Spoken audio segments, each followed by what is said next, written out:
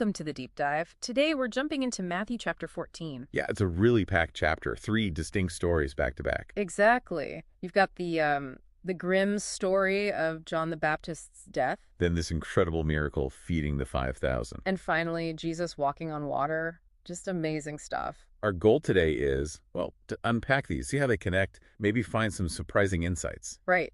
Looking at the human drama, the faith, the fear. It's all in there. Okay, so let's start with that first one, the death of John the Baptist. It kicks off with Herod Antipas hearing about Jesus, and his first thought is pretty chilling. Yeah, he says, this is John the Baptist. He's risen from the dead. Shows you what was weighing on his mind. So why was John in prison in the first place? Well, John had called him out, basically. Herod had married Herodias, who was his brother Philip's wife. Which was against Jewish law, right? A huge scandal. Exactly. John declared it unlawful, very boldly. So Herod arrested him. But the text says Herod was kind of conflicted. He wanted to kill John. But he was afraid of the people because they saw John as a prophet. Politics versus, well, whatever conscience he had. Then comes this birthday feast. Herodias' daughter dances. And Herod is so pleased he makes this rash public oath. Ask for anything, it's yours. Uh-oh, you can see where this is going. Her mother, Herodias, promptly. And the request, give me the head of John the Baptist on a platter. Just horrific. Herod is described as distressed, but, because of the oath and his guests watching. He caves. He orders the execution. John's beheaded in prison. And they bring the head on a platter to the girl who gives it to her mother. It's brutal. Really stark. Shows the darkness of unchecked power, tangled oaths. John's disciples then take his body, bury it, and importantly, go tell Jesus. And that news leads us straight into the next story, doesn't it? It really does. It's like this moment of human cruelty and scarcity sets the stage for divine compassion and abundance. Okay, so Jesus feeds the 5,000. Jesus hears about John, and he tries to withdraw, get away by boat. But the crowds follow him on foot. Huge crowds. And seeing them, his reaction isn't annoyance, it's compassion. He starts healing their sick. Then evening comes.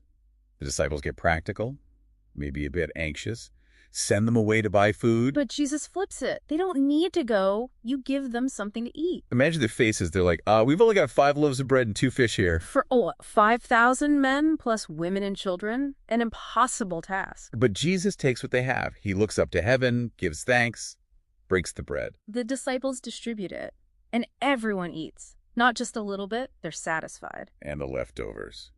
12 basketfuls. It's not just enough, it's overwhelming abundance.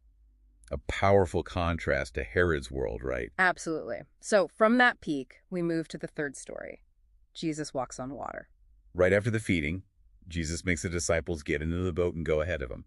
He goes up a mountain to pray alone. So the disciples are out on the water, middle of the lake. And a storm kicks up. They're fighting the wind, the waves. It's dark. They're struggling. Then, sometime before dawn, they see him, walking on the lake towards them. Can you imagine? Utter terror. They cry out, "It's a ghost!" But Jesus immediately calls out, "Take courage. It is I. Don't be afraid."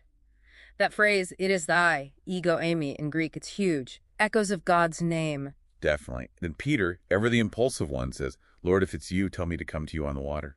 And Jesus says, simply, "Come." And Peter does it. He gets out of the boat, walks on the water towards Jesus. Incredible. But then he sees the wind, the circumstances, the storm around him. He takes his eyes off Jesus. And starts to sink. He cries out, "Lord, save me." Jesus immediately reaches out, catches him, but with that gentle rebuke, "You of little faith, why did you doubt?" As soon as they get into the boat, the wind just stops. Calm. And the disciples in the boat, they get it, they worship him, saying, "Truly you are the Son of God." Yeah, that moment solidifies everything for them. Then they land. People recognize Jesus instantly, bring all their sick. And just touching the edge of his cloak brings healing? Wow. So we've journeyed through quite a sequence here in Matthew 14. From political execution. To miraculous feeding, to walking on water, confronting fear. The contrast is just immense, isn't it? Herod's closed fist versus God's open hand, you might say. Scarcity versus abundance. Fear versus, well, faith. And that brings us to something really interesting for you, the listener, to think about. Peter's doubt. He was walking on water, then he saw the wind, the overwhelming circumstances, and started sinking. It wasn't about Jesus lacking power, was it? It was about where Peter's focus went. From the Savior to the storm. Right. So, what does that moment reveal about how faith works, especially when things feel overwhelming? And maybe more pointedly for you, what might that tell you about little faith in your own life when the wind picks up?